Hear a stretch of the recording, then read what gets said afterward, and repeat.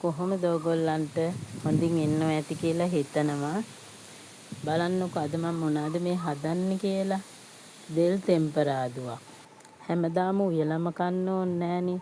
වෙනසකටත් එක්ක මේ විදියට එක දවසක් හදලා බලන්නකො. බත් ටිකක් දෙක තුනක්ම කන්න පුළුවන්. එහෙනම් අපි බලමුද මේක හදාගන්නේ කොහොමද කියලා. භාජනයකට වතුර ටිකක් අරන් මම ඒකට කහ චුට්ටක් දාගන්නවා. දැන් මම යන්නේ දෙල් ගෙඩිය සුද්ධ කරගෙන කපා ගන්න.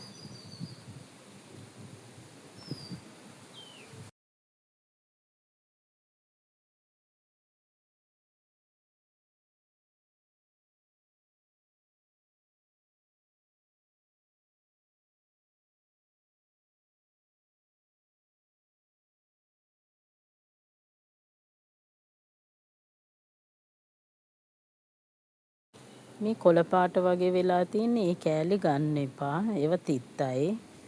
අපි මේ සයිස් එකට කපා ගත්තාම දෙල් ටික තෙල් දාගන්න ඇති.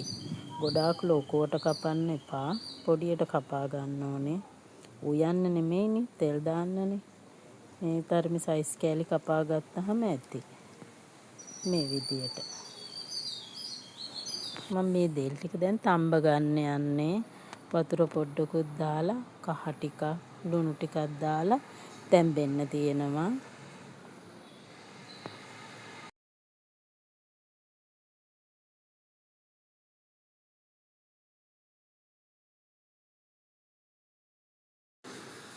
දැන් මේ දෙල් ටික තැම්බිලා තියෙන්නේ. මේ ගාන තැම්බුණාම ඇති. ගොඩාක් බෙරි වෙන්නම තැම්බෙන්න ඕනේ නැහැ. මේ විදියට තැම්බුණාම ඇති.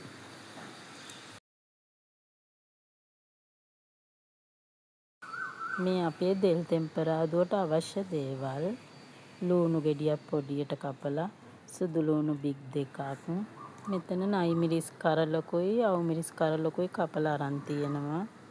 මේ පොඩියට කපාගත්තු කරපිංචා ටිකක් වේලිච්ච මිරිස් කරල් ටිකක් මෙතන තියෙනවා මුරුංගා කොළ ටිකක්.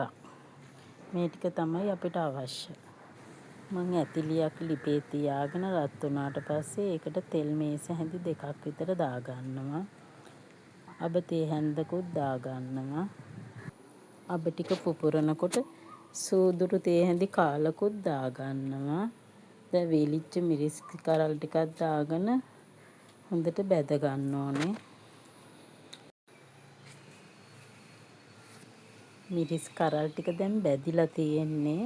මම ඒකටම සුදු ලුණු ටිකක් දාගන්නවා.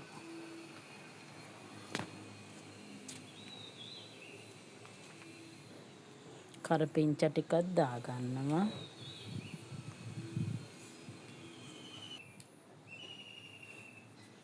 අවු මිරිස් ටිකයි ලුණු ටිකයි මේ අතරේ මම දාගන්නවා.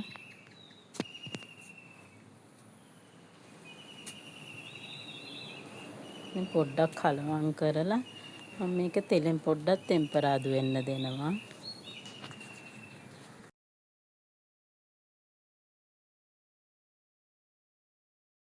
දුඹුරු පාට වෙනකන් තෙම්පරාදු වෙන්න ඕනේ නැහැ. අමු ගතිය යන්න තෙම්පරාදු වුණාම ඇති. මම මේකට අපේ මුරුංගා කොළ ටිකක් දාගන්නවා. මේ ටික හොඳට කලවම් කරගෙන මම මේකට දාගන්නවා කෑලි මිරිස් තේ හැඳි දෙකක්.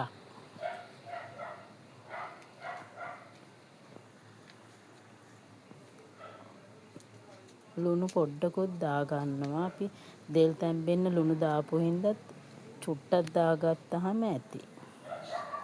මේ ටිකත් හොඳට කලවම් කරගෙන දැන් මම තඹගත්තු දෙල් ටිකත් මේකට දාගන්නවා.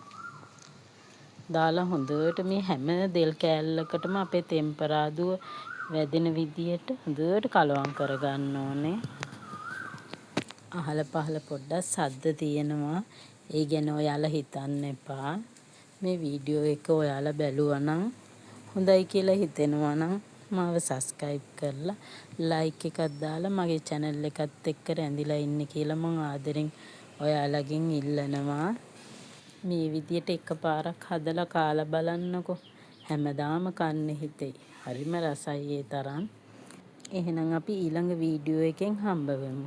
එතකන් ඔයාලා පරිස්සමින් ඉන්න.